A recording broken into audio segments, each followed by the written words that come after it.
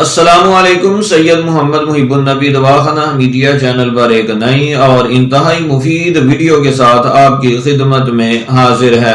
اس video میں آپ کے لیے ہے یادداشت اور بینائی کی کمزوری کو دور کرنے کا ایک آسان اور انتہائی مفید نسخہ، جسے آپ استعمال کر کے اپنی یادداشت اور بینائی کی کمزوری کو ختم کر سکتے ہیں۔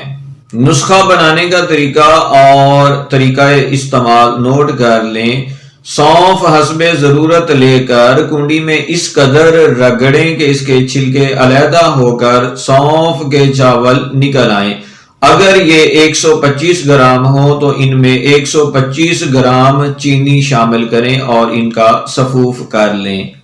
سفوف کرنے کے بعد اسے محفوظ کریں اور 1 چمچ چاول کھانے والا صبح، 1 چمچ چاول کھانے والا شام، کھانا کھانے سے 2 گھنٹے پہلے 1 گلاس دودھ کے ساتھ کھا لیا کریں۔